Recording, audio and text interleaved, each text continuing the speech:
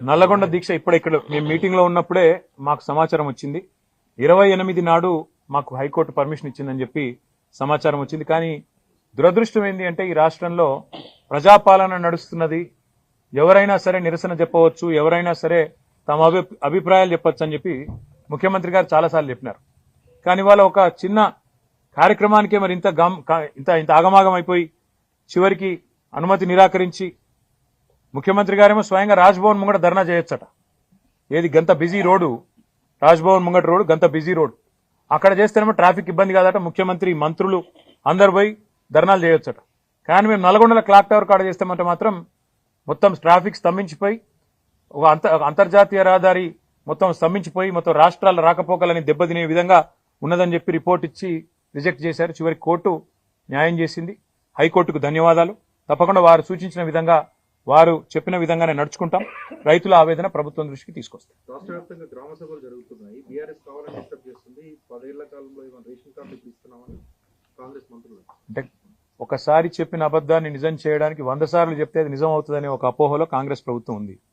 మేము మీలాగా ration card ఇవ్వడానికి కూడా ఒక గొప్ప కార్యంగా, దైవ కార్యంగా భావించి మేమేమి దాన్ని ఏదో గొప్ప ఇదిలాగా చేయలేదు, హడావుడి చేసి చేయలేదు. ప్రతిదానికి పబ్లిసిటీ పిచ్చి ఉండాల్సిన అవసరం లేదు.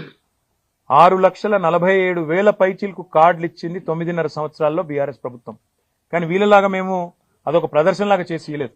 మేము చాలా మేరకు మీ సేవ ద్వారా ఇతరత్ర ఎవరైతే లబ్ధిదారులు అప్లై చేసుకుంటే డైరెక్ట్ గా వాళ్ళకే ఇచ్చినాం. గతంలో ఇవ్వలేదు అనే మాట అబద్ధాలు గతంలో చెప్పినారు, మళ్ళీ చెప్పే ప్రయత్నం చేస్తున్నారు.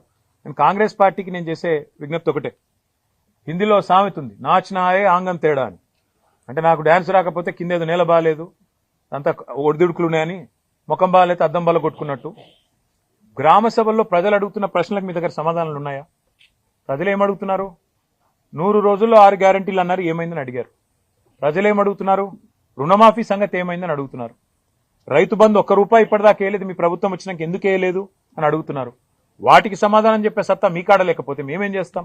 ప్రజలు ఇంకొక మాట కూడా అడుగుతున్నారు. 1,06,00,000 దరఖాస్తులు తీసుకున్నారు మీరు ప్రజాపాలన పేరిట డిసెంబర్ 23లో. ఆ దరఖాస్తులు ఇచ్చినాం కదా రేషన్ కార్డులకు, రైతు భరోసాకు, మళ్ళెందుకు దరఖాస్తు పెట్టాలని అడుగుతున్నారు. ఎవరు తప్పిది? ఆ దరఖాస్తులు ఎక్కడ పోయినాయి? ప్రభుత్వం దగ్గర సమాచారం లేదు. అందుకే ఇవాళ మీరు రాష్ట్ర ప్రభుత్వాన్ని అనేది ఏమంటే, మీరు పరిపాలనలో నిమగ్నం కండి. మీరు ఇతరత్ర కార్యక్రమాలు బంద్ పెట్టి ప్రజలకు మేలు చేసే కార్యక్రమాలు, గ్యారంటీల అమలు, వాటి మీద మీరు దృష్టి పెడితే ఈ నిరసనలు మీకు తప్పుతాయి. లేకపోతే మాత్రం ఇవాళ ఎక్కడన్నా ఒక్క టీఆర్ఎస్ నాయకుడు పాల్గొన్న దాఖలాలు మీరు చూపెడతారా? ఎక్కడికక్కడ ప్రజలు మరలబడుతున్నారు, టెంట్లు ఊలగొడుతున్నారు. రేపు ఇదే తీరుగా కొనసాగితే గవర్నమెంట్ ను కూడా ఏదో దశలో ప్రజలు వాళ్ళు ఖచ్చితంగా తిరస్కరిస్తారు.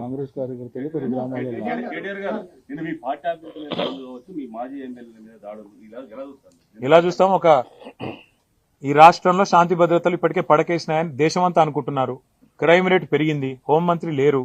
ముఖ్యమంత్రి గారు కేవలం ప్రతిపక్షాల మీద కేసులు పెట్టాలా, సోషల్ మీడియాలో పోస్టులు పెట్టే వాళ్ళ మీద కేసులు పెట్టాలనే తాపత్రయంలో ఉన్నారు. వాళ్ళ ప్రయారిటీ వాళ్ళది, మా ప్రయారిటీ మాది బ్రదర్. వాళ్ళ ప్రయారిటీ ఫార్ములా కేసు, మా ప్రయారిటీ ఫార్మరు. సింపుల్గా మా ప్రయారిటీ ఫార్మర్ కాబట్టే మేము ఈ పని చేస్తున్నాం. మేము వాళ్ళు అవతల ఏమనుకున్నా మా పని మేము చేసుకుంటూ రైతుల్లో 70 లక్షల రైతు కుటుంబాలకు 1,00,000 కోట్లు ఇచ్చిన ప్రభుత్వం మాది. 73,000 కోట్లు ఆనాడు రైతు బంధు రూపంలో నేరుగా ఖాతాల్లో వేసినాం. 28,000 కోట్లతో రుణమాఫీ 2 దఫాలుగా చేసినాం. కాబట్టి 1,00,000 కోట్లు నేరుగా రైతుల ఖాతాల్లో వేసిన ఒకే ఒక్క నాయకుడు భారతదేశంలో 10 ఏళ్ల కాలంలో కేసీఆర్. కాబట్టి మా ప్రయారిటీ మాది, రైతులకు విశ్వాసం నింపడం మా ప్రయారిటీ. రైతుల్లో సావకుండా చచ్చిపోయే పరిస్థితులు ఏవైతున్నాయో వాటిని నివారించడానికి ఏ చర్యలు తీసుకోవాలనో ప్రభుత్వానికి సూచనలు చేసే దిశగా నిరంజన్ రెడ్డి గారి కమిటీ పనిచేస్తుంది. మళ్ళీ ఇంటరాక్ట్ అవుదాం. ఎల్లుండి వాళ్ళు పని ప్రారంభిస్తున్నారు. దయచేసి ఇంకా వాళ్ళకి ఇంకా చాలా పని ఉంది, రూట్ మ్యాప్లు అవి చేసుకోవాలా. కాబట్టి మిగతా విషయాలు రేపు ఎల్లుండి మనం మాట్లాడుకుందాం. Thank you. ఇంకా చాలేమ్మా, ఇది వదిలేండి.